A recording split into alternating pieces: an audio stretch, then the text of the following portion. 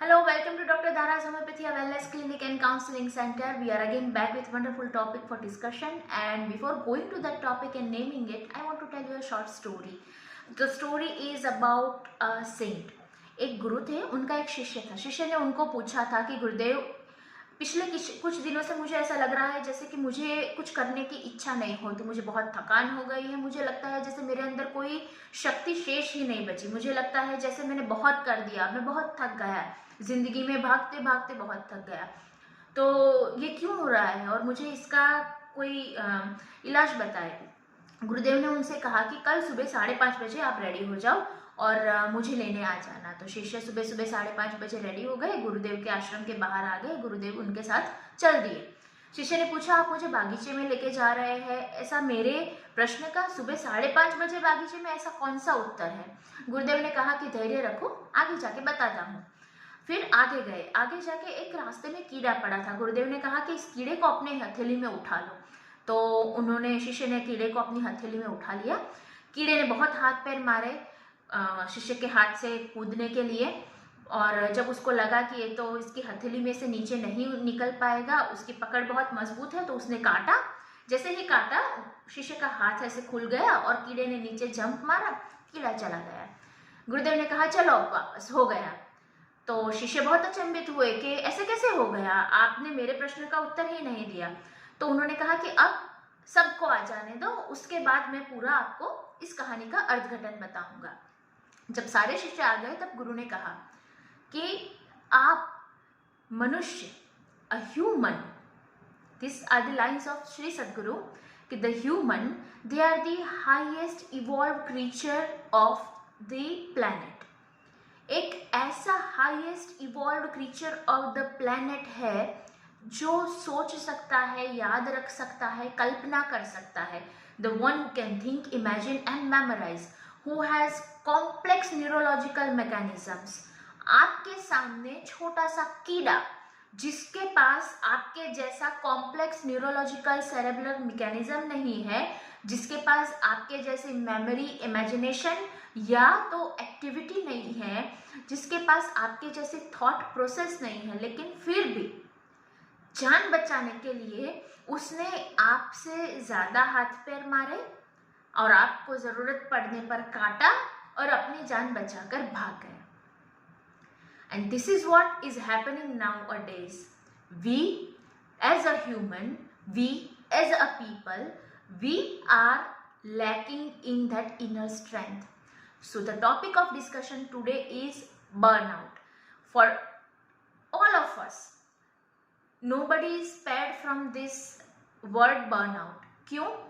क्योंकि पिछले कुछ दिनों पहले, पिछले महीने की बात है, we had come across to one news that was the Prime Minister of New Zealand, the lady, very honorable lady, she resigned from her post, stating that she feels she has given all in it and now she feels that her tank is empty.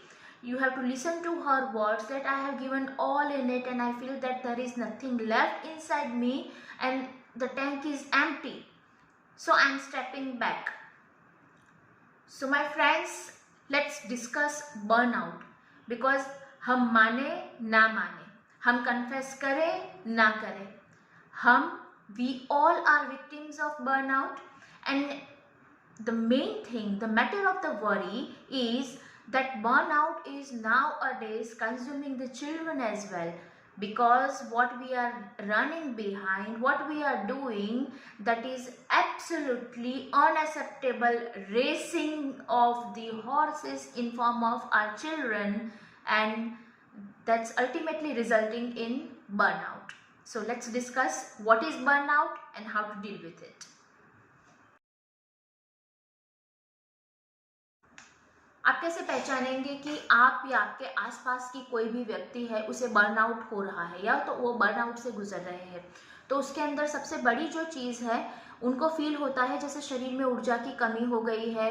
उनको ऐसा लगता है जैसे वो आगे कोई कार्य को कुशलता से देख नहीं पा रहे हैं, कर नहीं पा रहे हैं. उनको ऐसा लगता है जैसे उनका काम के प्रति लगाव कम हो गया है. एक कंटिन्यूअस प्रेशर, दबाव की फीलिंग आती है, एक एंजाइटी की फीलिंग आती है.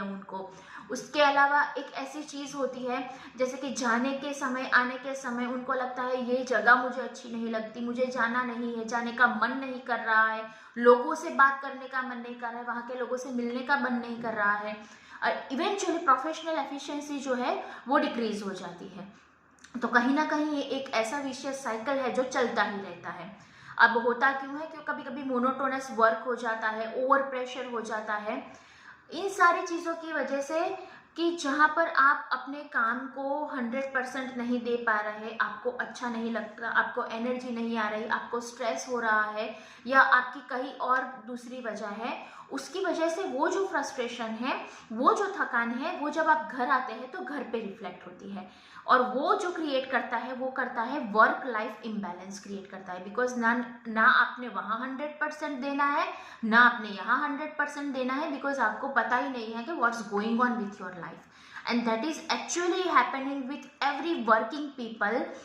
Majority 65% of the working people in India, it is said that there is no diagnosis because there is no open platform to discuss burnout. आप जहाँ पर काम करते हैं वहाँ आप डिस्कस नहीं कर सकते कि मुझे आप अच्छे नहीं लगते, आप अपने कोलीग से नहीं कर सकते कि तुम्हारा चेहरा देखना मुझे अच्छा नहीं लगता। तो what ultimately happens is you keep on hiding, आप अपने सिम्टम्स को दबा रहे हैं, छुपा रहे हैं, डिस्कस नहीं कर रहे, openly you are not coming up, opening up with your symptoms, और वो बढ़ता ही जाता है। एंड दैट इवेंचुअली आपकी बॉडी पर, स्लीप पैटर्न पर, आपकी ईटिंग पैटर्न पर, आपके ब्लड प्रेशर्स पे, डायबिटीज पे, वो हर चीज़ पर आपको इफेक्ट करता है। And that is the reason people are coming up in their early 30s, late 30s, early 40s with so many cardiac issues, blood pressure, sleep disorders, anxiety, depression, and like cardiac arrest and everything, because somewhere कुछ चीज़ें हैं जो bottle up हो गई है और जिसे निकालना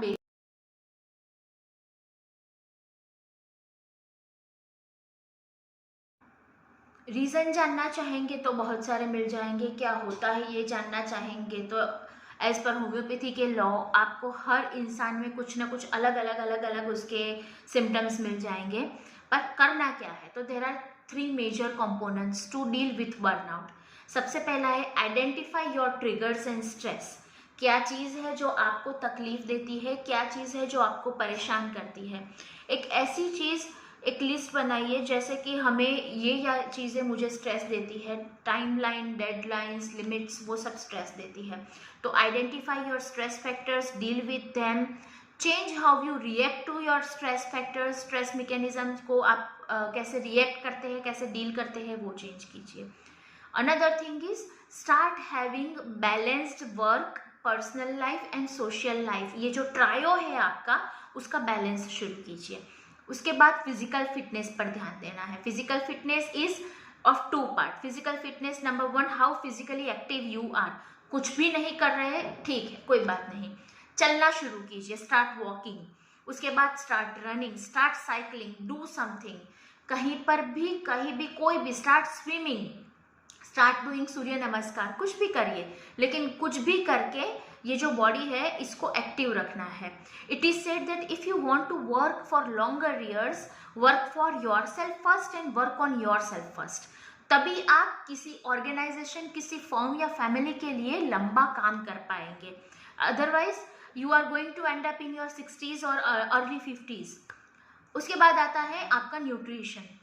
एज एज प्रोग्रेसेस, जैसे जैसे एज बार आप क्रॉस करते हैं, आपको पता चलना चाहिए what are the requirements of your body. आपका फूड टाइप क्या है, फूड टाइमिंग क्या है, फूड इनटेक का क्वालिटी कैसा है, वो सारी चीज़ें भी मैटर करती है। कौन से एज बार क्रॉस करने पर आपको कौन से मल्टीविटामिन्स, माइक्रोन्यूट्रिएंट्स आपको इंक्लूड करना है, प्रोटीन इनटेक आपका कितना होना है। If you are a working woman, then at the age of 35 आप start thinking of your calcium to avoid the osteoporotic changes after premenopausal phase जो आएगा उसके अंदर। Start having manganese, zinc, selenium, जो माइक्रोन्यूट्रिएंट्स है, एंटीऑक्सीडेंट है, omega 3, omega 6 है, इन सारी चीज़ों को लेना शुरू कीजिए so that your body starts and keep on repairing your self. तो नो मैटर अ मेल और female, when you are working, when you are having so many ends to fight on, तो आपको कुछ चाहिए जो आपको हर तरह से हर प्लेटफॉर्म पर आपको रिपेयर और रिकवर करता रहे. Last is mental health. तो for mental health what you can do is meditation. सबसे बेहतरीन चीज़ है. Pranayama, yoga, there are most wonderful things, magical things. पर ऐसा है सब कर नहीं पाते, कंसिस्टेंटली कर नहीं पाते. That you have to do. Now meditation is and mental health is not only just meditation. Mental health is जो चीज़ आपको अच्छी लगती है वो चीज़ कीजिए. Once in a week at least 1 घंटा अपने आप के लिए निकालिए. जो आपका पैशन है, जो आपकी हॉबी है. किसी का पैशन ड्राइंग है, फोटोग्राफी है, किसी का सिंगिंग है, किसी का प्लेइंग पियानो है, प्लेइंग गिटार है, या तो किसी का प्लेइंग तबला है. तो once in a week 1 hour for your own hobby, for your self. Because कभी कभी क्या होता है, आपके लिए स्ट्रेस को ओवरकम करने के लिए वो हैप्पीनेस वाला हार्मोन भी चाहिए. So doing things you love is the most essential part of self motivation and self healing, and that is what required. Most of the time इन्हीं सारी चीज़ों से आप रिकवर कर जाते हैं. Now very sensitive thing is coming up. हम लोग अभी तक और शायद सारे प्लेटफॉर्म्स पर यही बात हुई कि बर्नआउट होता है, बर्नआउट होता है. वर्किंग लोग बहुत थक जाते हैं, MNCs वाले थक जाते हैं, सारी जॉब वाले थक जाते हैं. पर्सनल हो, प्राइवेट सेटअप हो, कोई भी हो, ऑर्गेनाइजेशन हो, छोटी बड़ी कोई भी, वर्क का प्रेशर सब पर है. Have you ever thought of burnout with children?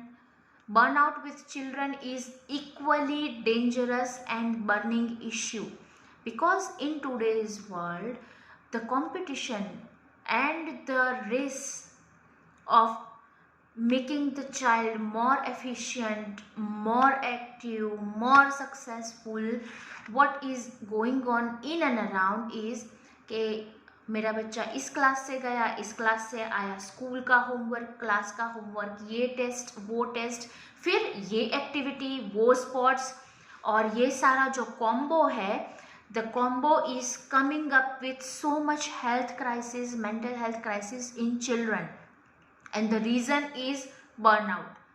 So it's a burning sign, it's an alarm to all the parents. जो आप फेस करते हैं और टॉलरेट नहीं कर पाते, तो वो आपके बच्चे कैसे टॉलरेट कर पाएंगे? If you get burn out being such an older person, then how would kids survive and go through that thing? So before pushing and pulling kids into all this, think of burnout, think of their mental and physical well-being also.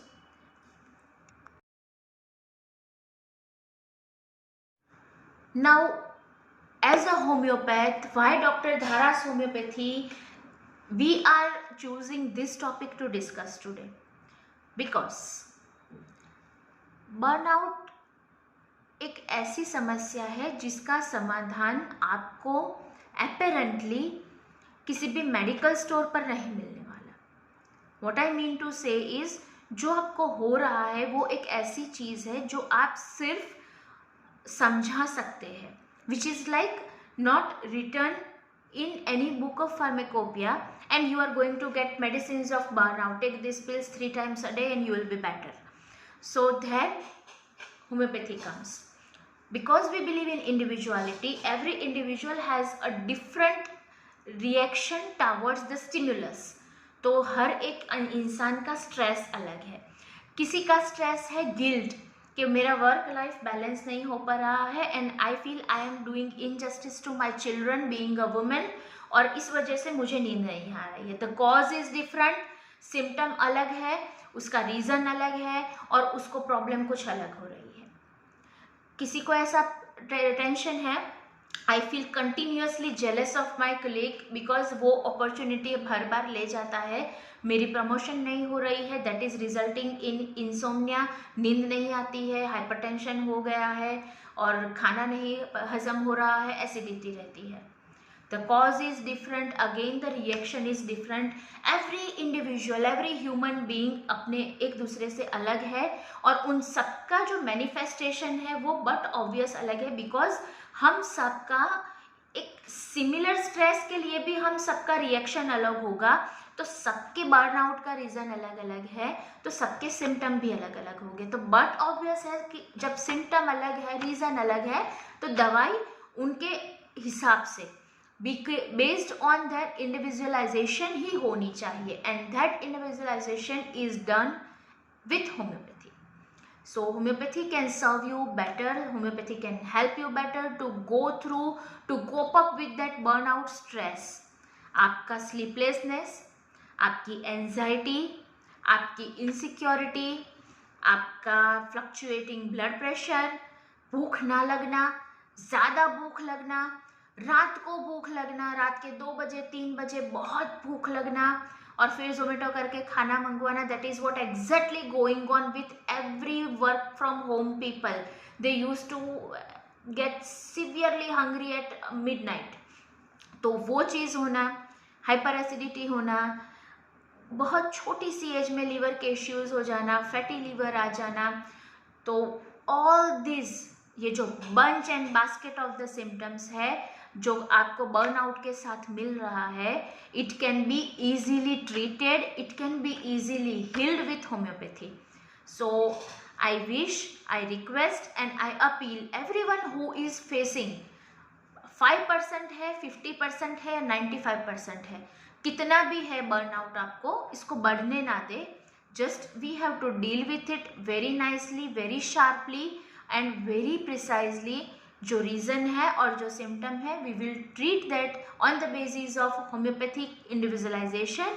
So do come, get yourself treated, get yourself healed with homeopathy. Thank you for watching the video.